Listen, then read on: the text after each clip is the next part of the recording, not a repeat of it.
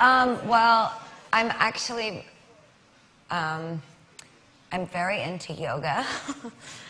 So I do a lot of that really, I saw the yoga rooms here at Big Room, not Big Room, at Google. I was like, it's inching my way. But I'm actually really into that crazy hot yoga and 100-degree rooms. It's the only thing that I feel can be really bad at and nobody knows. So I sort of take comfort in the journey of becoming good at yoga because if I suck at it one day, nobody sees it and it's just me. I guess that's the thing about fame that is difficult, is if you screw up,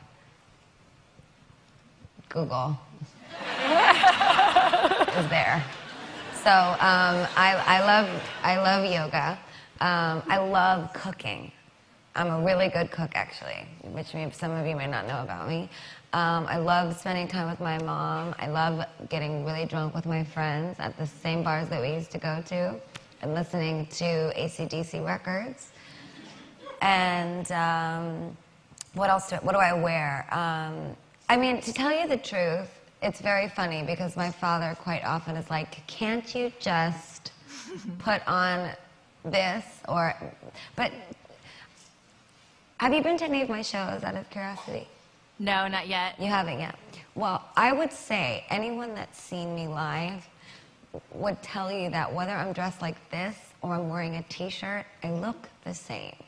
And I know that might sound silly, but it's not this that you are responding to anymore. And I keep talking about this because my fans are actually quite blind to my clothes now because they're so used to it that they don't see it anymore. They just see me. And I'm excited about that because I think with this new album, people will wonder less and less what I look like when I'm brushing my teeth. But the truth is I look exactly like I look right now. I just, probably have a Motley Crue t-shirt on and there's a really good-looking guy in my bed.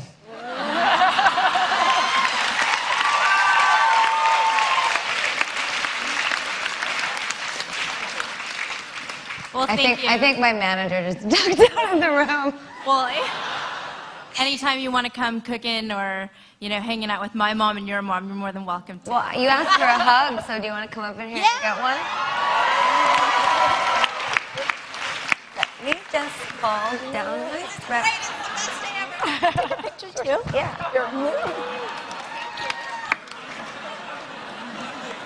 Okay.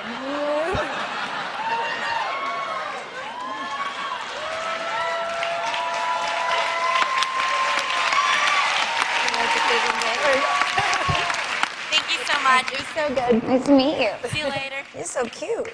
That's a lot of bunnies. I think there's 16. So we'll take a few more questions here. Sure. Hi, my name is Logan. Thank you so much for coming. Hi, Logan. I'm thrilled that you're here. Hi. I'm wondering, have you seen the video called Friday by Rebecca Black? No. So this is the latest internet sensation, and it's this 13-year-old girl who made a video, and now it's online, and everyone's making fun of it and just kind of criticizing it as really cheesy, which it is, but she's only 13. And my reaction to it, or I'm curious about your reaction to YouTube as a forum for new artists and for some of the criticism that maybe young people get for going online, and then on the other side, there's the Justin Biebers who are becoming famous through YouTube. So what do you think about the future of fame through YouTube? I think it's fantastic. I say Rebecca Black is a genius, and anyone that's telling her she's cheesy is full of shit. Thank you. Okay, so over here. Hi, Gaga. Thanks for coming. My name's Hi. Coleman. That's really nice. I think you may have outdone the headpiece. See, now I don't want to laugh because I'm quite certain that sometimes when I enter the room, that's how people feel. But it's really good. It kind of looks like the Chrysler Building. Thank you. I used to be an architect, so. Where'd you go to school? Carnegie Mellon. It's a great school. I'm happy to lend this to you for your concert tonight. If And It looks an awful lot like one of the outfits. It might go quite well, actually. It's all yours. Thank you. Sir, my serious question, though, is, we've talked about Gaga this, Gaga that, and the fame monster, but what about Stephanie? Like, how do you stay Stephanie through? I love this question. Who are you looking for? I'm right here. Stephanie is also who I am. Gaga's just my nickname. It's like when you're a kid and your mom calls you Skip, or instead of calling you, Johnny, she calls you Jonathan when you're bad. It's the same thing for me. It was a way for me to release so many years of being told no by this business. And it's actually funny because I didn't shop around to record labels until I was calling myself Gaga, until people in New York knew me as Lady Gaga. But in high school and making music and choir and being cast in the boys' play, and all the girls hated me because I always got the lead. They hated me for that. Because it was at the boys' school, so if you got the lead, you were always at the boys' school, after school.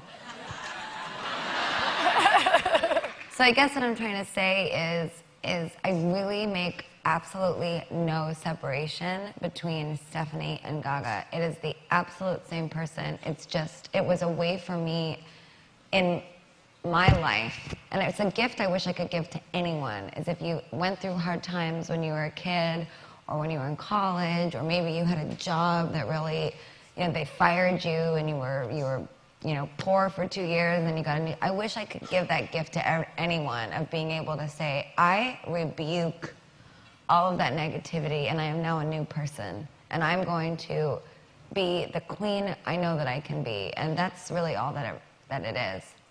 Thanks. Well, I know you have a meticulously planned wardrobe, but just in case, I'm going to leave this for you. Thank you very much. We will take 2 more Please questions. leave all fashion accessories. Thank you. Aww. So sweet. You're gonna have a great set. I can't, it's not gonna fit. Do you want help?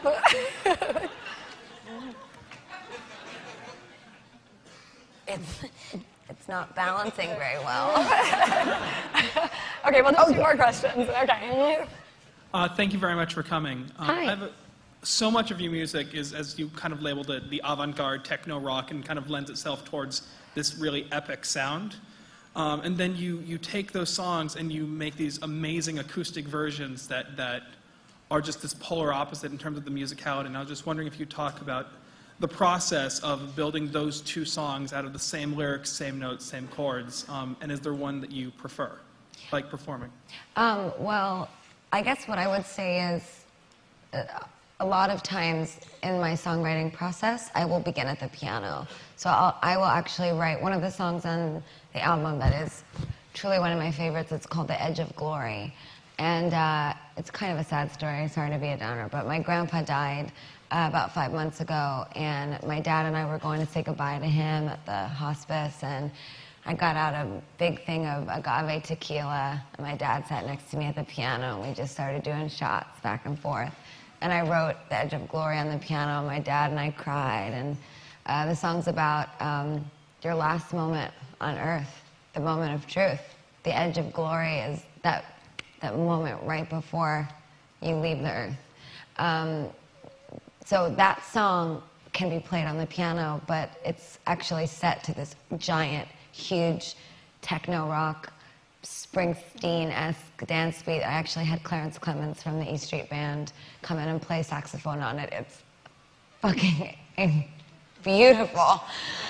And I do that with a lot of my songs, but it's funny, it's so interesting to hear your perspective on it, because that is really what I wanted to do with this album, is I wanted to show my abilities as a songwriter. So a lot of the songs are like that.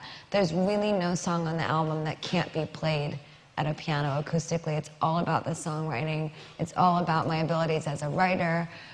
from a melodic perspective, and I co-produced every song on the album, so sonically it just smells like me, if that makes any sense. So I guess what I'm trying to say is, in my opinion, all good music can be played at a piano and still sound like a hit. Thank you very much. And one more question here. Hi, I'm Chris. Hello. Why do I feel like some of you were coaxed into doing this? Well, because we were promised we would get a prize if we were the best dressed. Oh. So I'm hoping to win. So you get $200 after you take those balls off, huh?